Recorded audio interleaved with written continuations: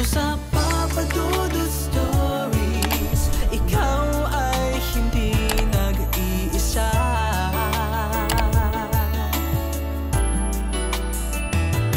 Dito sa Papa Dudut Stories, may nagmamahal sa'yo. Papa Dudut Stories, Papa Dudut Stories. Dear Papa Dudut, sa lahat po ng mga nakatutok ngayon, huwag pong kalimutan mag-like, mag-share at mag-subscribe. Maraming salamat po sa inyong lahat.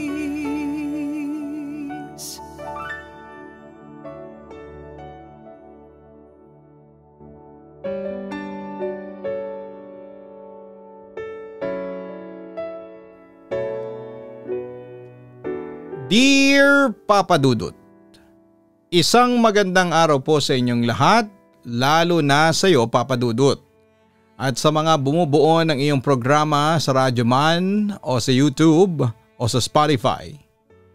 Isa po akong active at subscriber sa Papa Dudut Stories at palagi ako nakikinig sa mga bago mong uploads tuwing alas 10 ng gabi. Siya nga po pala, tawagin niyo na lamang po ako sa pangalang Rosel. Tubong ormok at kasalukuyang nagtatrabaho sa isang pharmacy dito sa Pasig bilang pharmacist assistant. Papa Dudut, sisimulan ko ang kwento ko noong first year high school pa lamang ako at maagang pumasok sa isang relationship. Nakilala ko si Alexander pero bago niya ako nakilala ay alam kong meron siyang long time girlfriend na si Nalin. Pero naghiwalay din sila kaya sa akin nabaling ni Alexander noon ang atensyon niya. Papa Dudut, third year high school na si Alexander nung manligaw siya sa akin at dahil may crush ako sa kanya ay sinagot ko agad siya. Naging masaya naman ang relasyon namin noong una. And I thought na puppy love lamang yon. Pero umabot ng 5 years ang aming relasyon. Pero sa kasamaang palad, after 5 years ay naumay din ako sa relasyon namin. Kung kaya ay gumawa ako ng paraan para lamang magkahiwalay kami kahit sa mababaw na dahilan. Alexander, gusto ko na makipaghiwalay sa iyo. Sabi ko sa aking boyfriend isang araw nang minsang magkita kami sa isang pribadong lugar. As expected, nagulat si Alexander sa sinabi ko. Sinubukan niyang iyakapin ako ngunit mabilis akong umiwas. I'm sorry pero ngayon ko lang na-realize na hindi pala ako handang magmahal. Hindi pala kita mahal. Yung mga nararamdaman ko sa iyo dati, puppy love lang pala yon. Masyado pa tayong mga bata para malaman ang tunay na pag-ibig. Paliwanag ko sa kanya. Rosel, sa puntong yon ay naiyak na si Alexander. Hindi niya matanggap na sa loob ng 5 years relationship namin ay mauuwi lamang din pala sa hiwalayan. Hindi ko gustong saktan ka pero hanggat maaga pa dapat mo nang malaman ang totoo na nararamdaman ko. Oo, naging mabuti kang boyfriend sa akin sa loob ng 5 taon. Minahal mo ko beyond my expectations. Naging masaya naman ako sa iyo noong una pero hindi ko akalain na darating ako sa ganitong point na magsasawa na ako. Paliwanag ko sa kanya. Samantala nanatili lamang siyang umiiyak sa harapan ko. Aminin kong sobra akong nakaramdam ng awa sa kanya at binala kong bawiin ang mga nauna kong sinabi. Pero pinigilan ko ang aking sarili. Sa totoo lang Alexander, naguguluhan na ako. Hindi ko alam kung paanong makakatakas sa relasyong ito nang hindi ka nasasaktan. Wala akong maisip kaya heto, no choice ako kundi ang sabihin na sa iyo ang katotohanan. Pagtatapat ko sa kanya. Saan ako nagkulang, Rosel? Ano ba ang hindi ko maibigay sa iyo? Anong klaseng pagmamahal ba ang gusto mo? Tanong niya sa akin. Rosel, babawi ako. Gagawin ko ang lahat para sumaya ka ulit sa piling ko. Paniniguro niya sa akin. Sa tingin ko ay ano pang gawin mo, hindi na ako magiging masaya sa'yo. Diretsang sabi ko sa kanya. Nakita ko kung gaano kasakit kay Alexander ang sinabi kong yon. Bakit, may iba ka na bang mahal? O sisa pa niya sa akin? Wala. Siguro'y hindi ko pa priority ang pag-ibig sa ngayon. Mga bata pa tayo, Alexander. At sa lagay natin ay kailangan nating mag-focus muna sa pag-aaral. Kailangan nating makatapos ng high school. Katwiran ko naman sa kanya. Pero Rosel, sinubukan pa niya akong kumbinsihin na huwag nang ituloy ang bala ko. Pero pinutol ko na ang kanyang sasabihin. Sana maintindihan mo naman ako. Hindi na talaga magwo-workout pa ang relationship natin. Wala na akong pagmamahal pang nararamdaman sa iyo. Pag-amin ko sa kanya. Papadudot lumipas pa ang ilang taon ay nakagraduate na ako ng high school. Kaya nagpasya ako na magbakasyon dito sa Maynila para mag-summer job at agad naman akong nakapasok bilang cashier. Nag-ipon ako ng pera para pandagdag ng tuition sa college.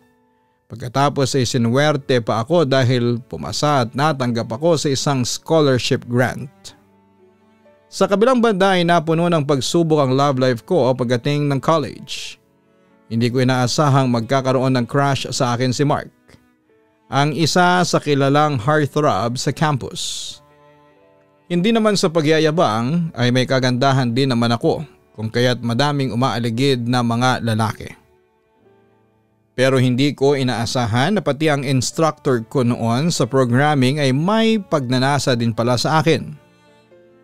Isang araw pagkatapos ng klase ay tinawag ako ng aking teacher na si Paul dahil meron daw siyang sasabihin sa akin. Nang makalista ang lahat ng mga estudyante sa classroom at kaming dalawa na lamang ang natira ay nagtanong na siya sa akin. Boyfriend mo ba si Mr. Gonzales? Tanong sa akin ni Paul referring sa kaibigan kong si Mark. Naku, hindi po. Kaibigan ko lang po si Mark, sir. Pagkukontra ko sa kanya. Sir, ano po ba ang pag-uusapan natin? Tinatanong pa ba yan, Miss Gabriel? I suppose you know what I mean. Okay, kung hindi mo pa alam, I tell you right now. Your grades on my subject are failing. Diretsang sagot sa akin ng aking guro. Oo, aaminin kong hindi naman ako sobrang talino pero kahit pa paano ay naipapasa ko naman ang mga subjects ko. At saka makakakuha pa ba ako ng scholarship kung bobo ako. Kaya sobra talaga ako nagulat nang ibagsak ako ni Paul. Sir, pasado naman po ako sa mga quizzes ko sa inyo, hindi ba? Tanong ko naman sa kanya. Hindi sapat yun para ipasa kita. Overall ay failed ang performance mo sa akin. Seryosong tugon niya sa akin. Matanong ko lang, bakit ka ba nagpapabaya sa pag-aaral mo? May problema ka ba? Napahinga na lamang ako ng malalim. Pasensya na po kayo sa akin, Sir Paul. Meron lang po kasi akong pinagdaraan ng problema. Kaya po ganito ang performance ko sa subject ninyo. Sagot ko sa kanya. You know what, Miss Gabriel? Kahit na may problema ka sa buhay mo, still may obligasyon ka pa rin na dapat mong gawin. At eto yon, ang mag-aral ka ng mabuti. College is not a joke after all. Besides, kapag binagsak kita sa subject mo, sigurado mawawala ang scholarship mo. Gusto mo bang mangyari yon? Panunubok niya sa akin. Pasensya na po talaga pero wag niya lang po akong ibabagsak. Kapag nawala po yung scholarship ko hindi ko na po alam kung paano ako makakapag-aral. Pakiusap ko sa kanya. Ano bang problema mo, Miss Gabriel? Sa family ba, sa studies, sa pera o sa love life? O sisa pa niya sa akin? Nung una ay nahihiya akong sagutin ang katanungan niya. Sir, marami po kasi. Pero sinisikap ko naman pong hindi maapektuhan ang pag-aaral ko. Maya-maya ay sagot ko sa kanya. I understand, Miss Gabriel. Pero kung hahayaan mong sirain ang mga problema mo sa buhay ang pag-aaral mo, I'll tell you, babagsak ka talaga lalong-lalo na sa subject ko. Sa totoo lang, I already computed your midterm grades and guess what? Your grade is 71. Imagine isang scholar na katulad mo ay 71. Paano na lamang kapag finals na? Miss Gabrielle, you know what? I'm so disappointed with you. Sayang ka. Matalino ka pa naman kaso mukhang tinatamad ka ng mag-aral. May panghihinayang na wika sa akin ni Paul. Sir, pakiusap, nagmamakaawa po ako sa inyo. Pangako po, hindi na po ako magpapabaya sa pag-aaral ko. Sir, gagawin ko po ang lahat, ipasa niyo lamang po ako. Desperadang wika ko sa kanya. Talaga ba? Gagawin mo ang lahat para lang pumasa sa subject ko? Makahulugang tanong niya sa akin. Opo sir, gagawin ko po ang lahat ng sasabihin ninyo. Pumasa lamang po ako sa subject ninyo. Agarang sagot ko naman sa kanya. Sige, madali naman akong kausap. Ipapasa kita sa subject ko pero sa isang kondisyon. Magiging girlfriend kita. Diretsang kondisyon ni Paul sa akin. Noong una papadudot ay nagulat ako sa kondisyong yon ni Paul pero desperada na ako that time. Ayaw ko mawala ang scholarship ko kaya pumayag ako noon sa kagustuhan niya. Napasubo ako noon papadudot. Oo, sinagot ko si Paul alang-alang sa grades na kailangan kong i-maintain para sa scholarship ko. Alam kong mali yon pero wala akong nagawa dahil alam kong nasa dulo pa ako ng ballpen niya. Takot akong hindi makapasa dahil mataas ang pangarap ko. Sa totoo lang papadudot ay hindi ko naman mahal ang programming teacher ko dahil si Mark ang gusto ko. But sad to say ay may nililigawan na pala si Mark kaya hinayaan ko na lamang siya at pinilit ko na lamang na minahal si Paul. Sa kabilang banda si Paul ang lagi ko nang kasama at nararamdaman kong minahal rin naman niya ako. Kaya taas noo ko na rin siyang pinagmalaki sa madla na siya ang boyfriend ko. Hindi naman humadlang sa akin ang magulang ko dahil nasa tamang edad na ako. Samantala isang araw ay in-invite ako ng best friend ko sa kasal niya. At isang pangyayari ang hindi ko inaasahang magaganap. Ako ang nakasalo ng bouquet ng bulaklak na inihagis ng bride. Habang ang nakakuha naman ng wedding garter ay walang iba kundi si Alexander. Nagulat ako dahil noong ko lang napansin ang ex-boyfriend ko. Hindi ko siya napansin noong dumating ako dahil abala ko sa pakikipagkwentuhan sa mga kaibigan ko. Ito namang si Alexander ay hindi ko alam kung hindi niya ako namukhaan o baka nakita na niya ako. Pero nagpe-pretend lamang siyang hindi niya ako kilala. Samantala bago magsimula ang tradisyon sa kasal ay nagkaroon pa kami ni Alexander ng pagkakataong magkumustahan. Alexander, grabe. Ang laki ng pinagbago mo. Kumusta ka na? Bati ko noon sa kanya. Eto ayos naman, medyo kinakabahan nga lang ngayon. Kasi alam mo na, natatawang wika ni Alexander sa akin. Napangiti na rin ako. Ikaw yung nakakuha ng wedding garter at ako naman yung nakasalo ng bouquet. Coincidence naman. By the way ikaw, kumusta ka na? Balita ko may boyfriend ka na. Malungkot niyang sabi sa akin. Sa kabilang banda ay nagkaroon naman ako ng feeling ng panghihinayang noong sandaling yon. Oo, may boyfriend na ako. Ikaw ba may girlfriend ka na? Usisa ko pa sa kanya. Wala pa Rosel. Tinutupad ko pa rin kasi yung pinangako ko dati sa isang babae. Makahulugang sagot niya sa akin. Hindi mo pa rin pala nakakalimutan hanggang ngayon. Malungkot kong sabi sa kanya. Rosel, sorry ha. Kung nagkulang ako sa iyo dati. Kasalanan ko kaya mo ako hiniwalayan. May bakas pa rin ang panghihinayang si Alexander ng mga sandaling yon. Huwag kang mag-sorry sa akin kasi wala kang kasalanan. Ako ang nagkulang at hindi ikaw.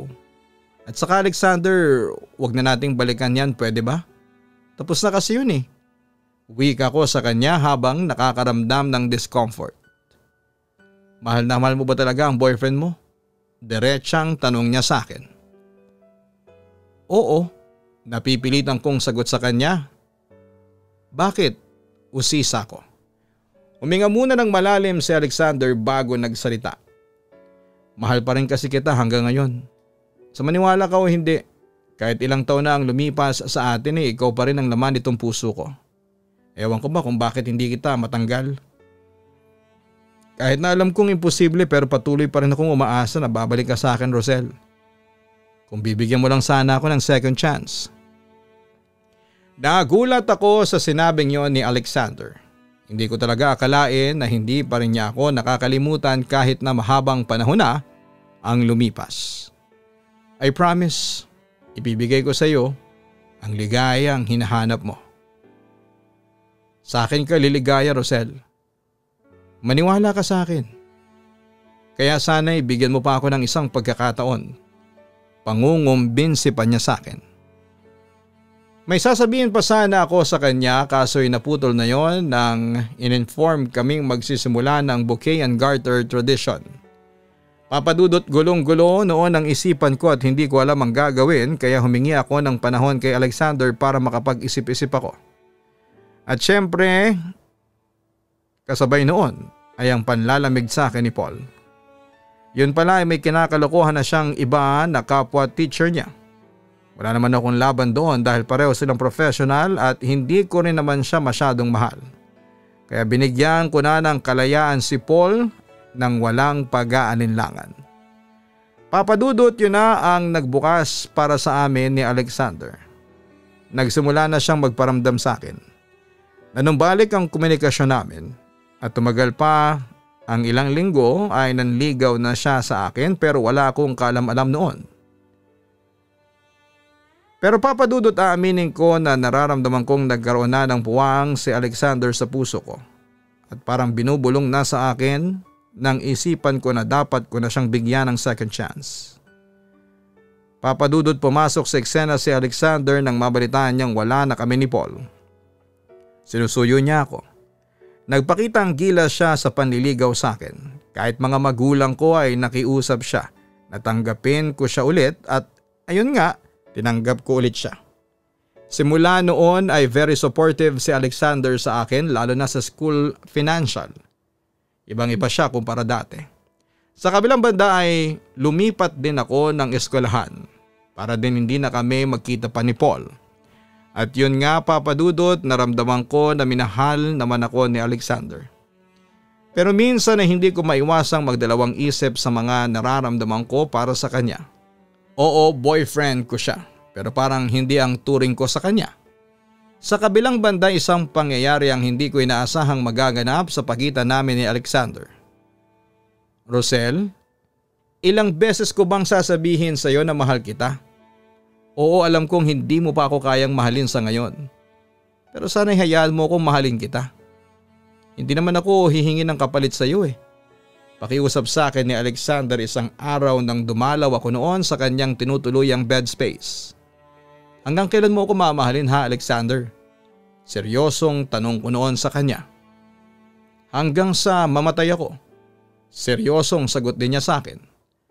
Napailing naman ako sa aking narinig. Pwede ba? Huwag kang magpatawa. Agad naman niya akong kinorektahan.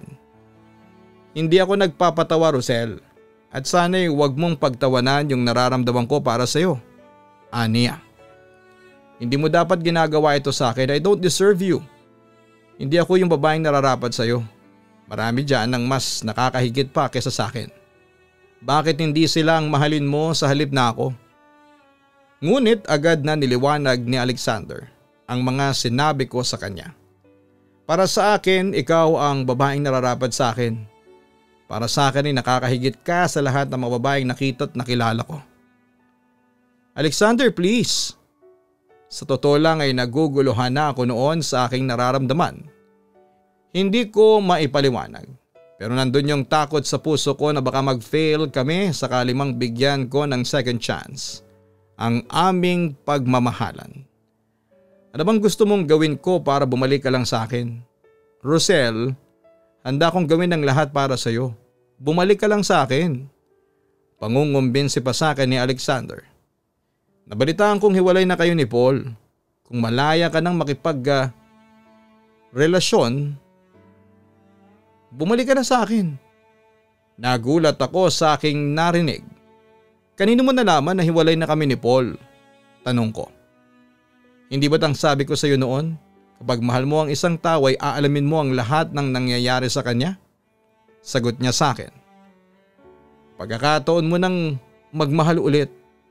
Sana nararamdaman mo kung gaano ako katapat sa iyo, ang sabi pa niya sa akin. Ang totoo niyan, Alexander, naguguluhan ako. Hindi ko alam kung ano ang nararamdaman ko pag amin ko sa kanya. Kung naguguluhan ka, hayaan mo kong paliwanagin niyang isipan mo. Pangaakit na wika niya sa akin. Pagkatapos noon ay hinalikan niya ako. Noong una ay sinubukan kong umiwas at nilabanan ko ang aking nararamdaman. Pero sa huli ay sumuko din ako at ibinigay ko na sa kanya ang hindi ko dapat ibigay, ang aking katawan. Papadudot, may nangyari nga sa amin ni Alexander. Pero pagkatapos noon ay sinisisi ko ang sarili ko noon kung bakit ako bumigay. Doon ko kasi na-realize na hindi pa pala ako sigurado na mahal ko si Alexander. Sa kabilang banda ay pagkaraan ng ilang buwan ay may napansin akong kakaiba sa body figure ko. At nung nag-pregnancy test ako ay tama ang hinala ko na buntis ako. Hindi ko alam kung sasabihin ko yon sa mama ko at nag-isip ako ng mabuti kung anong paraan ang dapat kong gawin.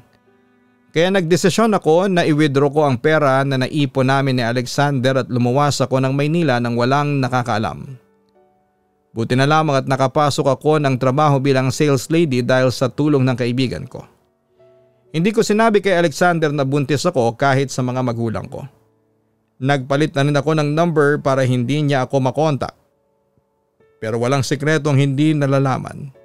Dahil lumalaki ang tiyan ko at no choice ako kundi ang aminin sa mga magulang ko ang totoo. Pero kay Alexander ay pilit ko pa rin siyang tinatago. Kaso papadudot.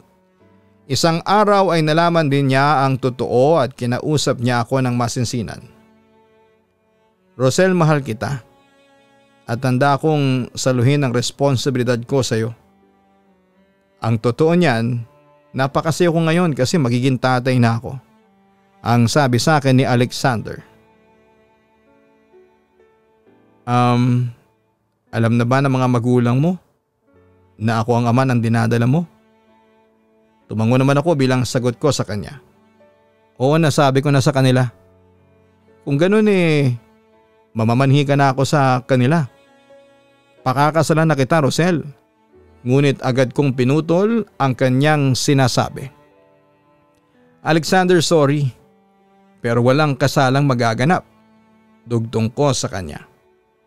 Nagtaka naman si Alexander at bahagyang nasaktan sa aking sinabi. Pero bakit? Tanong pa niya sa akin.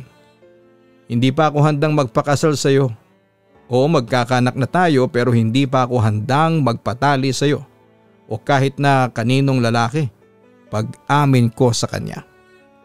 Pero paano ang anak natin? Gusto ko sanang apelyido ko ang gamitin niya. Katuwiran niya sa akin.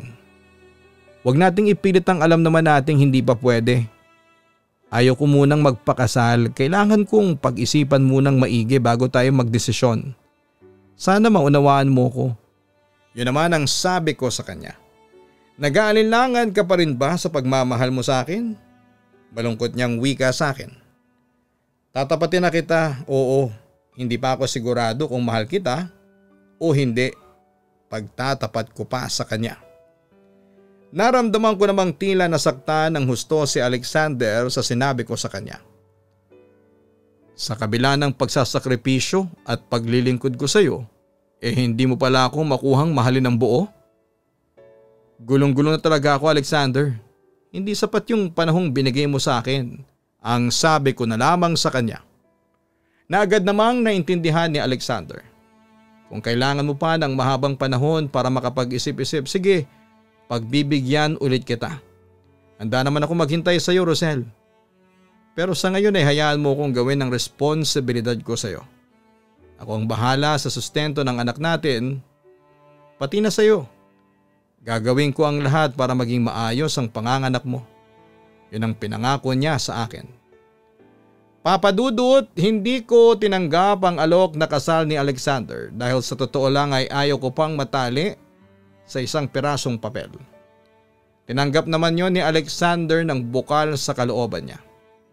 Samantala'y dumating na ang pagsubok sa buhay. Nandoon noong muntik ng malaglag ang baby dahil din sa kapabayaan ng katawan ko. Kailangan ko kasi ng pera para sa panganganak ko kaya kumayod ako ng todo. Sa kabilang banda sa pagdaan ng panahon ay na-realize ko na hindi ko mahal si Alexander. Kaya nagpa siya akong umuwi sa Leyte para doon na isilang ang anak ko. At doon ay nag-decide na rin po ako na iwan na si Alexander sa pangatlong pagkakataon. Rosel naman, huwag mo naman gawin sa akin to. Hindi ka ba naaawa sa akin ha? 3 beses mo na akong iniwan. Rosel naman, maawa ka na sa akin. Umiiyak na wika ni Alexander sa akin. Hindi ko naman kasi sinabi sa iyo na mahalin mo ko. Ikaw lang kasi ang nananakit sa sarili mo. Alam mo namang simulat sa pool hindi kita kayang mahalin pero ikaw, pinipilit mo pa rin ang sarili mo sa akin. Paninisi ko pa noon sa kanya. Kasalanan ko bang ikaw ang minahal ko, Rosel? Hindi naman ako nagkukulang sa iyo, hindi ba? Pinagsilbihan kita, minahal kita ng tapat pero sa kabila ng lahat sinasaktan mo pa rin ako. Bakit ka naman ganyan sa akin? Tanong niya. Matuto ka sanang tanggapin ang katotohanan. Siguro nga napakatanga kong babae kasi pakakawalan ko ang isang tulad mo. Pero anong magagawa ko? Hindi kita kayang mahalin. Hindi ko kayang suklian ang lahat ng paghihirap mo para sa akin. Oo, sinubukan kitang mahalin kaso'y hindi ko talaga kaya. Hindi talaga ako ang babaeng nararapat sa iyo. Paliwanag ko sa kanya. Umiyak lamang noon si Alexander sa harapan ko. Samantala inalo ko naman siya at muling nagpatuloy sa pagsasalita. Mabait ka, Alexander. Lahat ng katangian ay hinahanap ng isang babae sa lalaki ay nasa iyo na. Swerte ang babaeng mamahalin mo. Kaso'y hindi ako yon. Hindi ako babaeng deserving para sa iyo. Kapag pinagpatuloy mo ang pagmamahal mo sa akin ay iiyak ka lang. Malulungkot kaya nakikiusap ako. Gawin mo ang lahat para makalimutan mo na ako. Hindi ka magiging masaya sa piling ko. Maniwala ka sa akin. Pangungumbinsi ko sa kanya. Lalo lamang humagulhol si Alexander sa sinabi ko. Samantala'y nagpatuloy lamang ako sa pagbibigay ng advice sa kanya. Hindi pa huli ang lahat sa iyo. Mga bata pa tayo, ikaw ay makakahanap ka pa ng babaeng higit pa sa akin. Magiging masaya ka rin, Alexander, sa piling ng iba. Kung mahal mo talaga ako, irerespetuhin mo ang desisyon ko. Magiging masaya ka para sa akin. Sige, Rosel, irerespeto ko ang desisyon mo. Hiling ko lang sana na maging maayos ang buhay ninyo ng anak natin. Hiling ko na sana'y makakita ka pa ng lalaking hihigit sa pagmamahal at kamartirang ibinigay ko sa iyo. Salamat, Rosel. Salamat kasi kahit papaano ay naging masaya ako sa piling mo kahit na sandali. Sayang nga lang at hindi yon panghabang buhay. Pero ayos na rin. Hindi naman siguro ako pababayaan ng Diyos. Mahahanap ko rin ang tunay kong kaligayahan. Yun ang huli niyang sinabi sa akin bago ako tuluyang bumalik sa Leyte. Papadudot pagkatapos noon ay nanganak na ako sa Leyte at naging todo support si Alexander sa anak namin. Pinatawad ako ni Alexander sa lahat ng pangiiwan ko sa kanya. Pero hindi rin nagtagal ay unti-unting nawala ang komunikasyon namin. Noong sumapit na ang first birthday ng anak namin ay hindi na nakapunta pa si Alexander at natigil na rin ang sustento niya sa akin. Papadudot simula noon ay nagpunta ulit ako ng Maynila para maghanap ng trabaho na may malaking sahod. At nakapasok ako bilang service crew sa isang malaking kantin sa Cavite at ilang buwan pa ang lumipas ay napromote ako bilang cashier. Pero pagkatapos noon ay muli kaming nagkita ni Alexander at nagkaroon ng panibagong relasyon. Sinubukan namin sa pag-aakalang umubra pa ang aming naputol na pagmamahalan.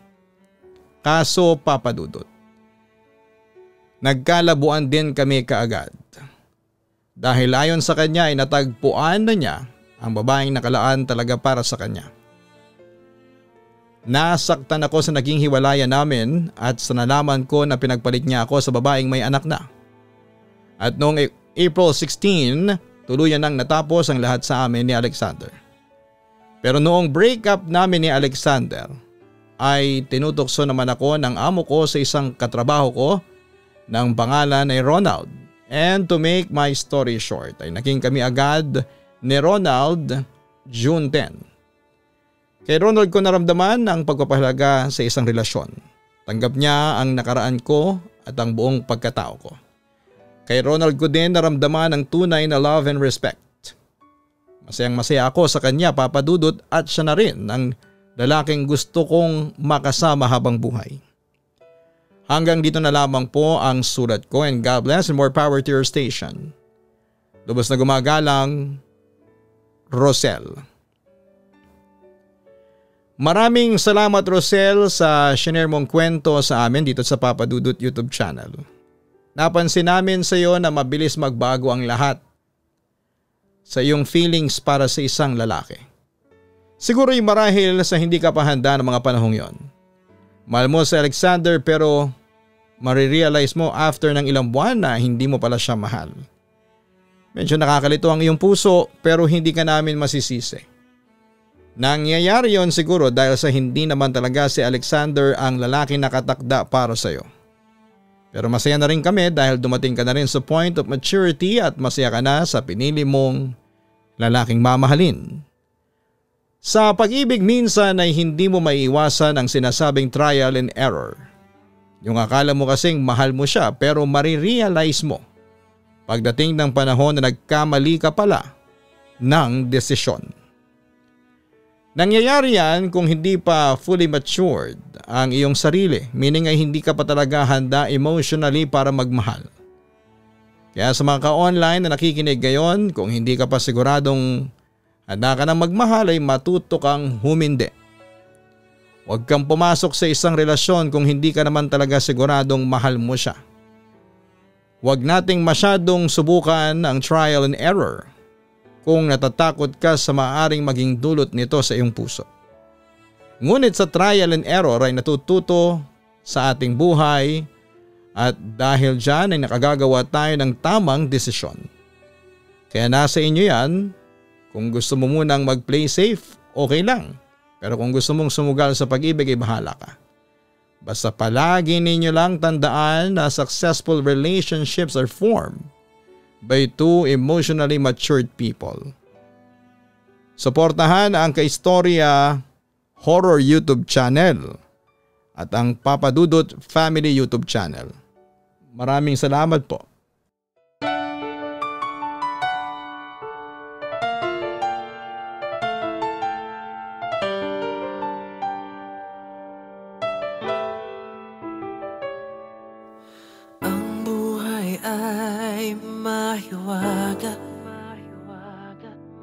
Laging may lungkot at saya sa Papa Dudut Stories. Laging may karamay ka.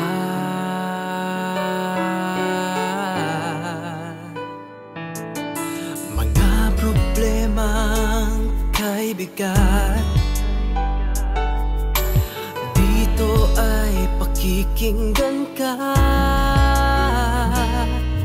Sa Papa Dudut Stories, kami ay iyong kasama. Dito sa Papa Dudut Stories, ikaw ay hindi nag-iisa.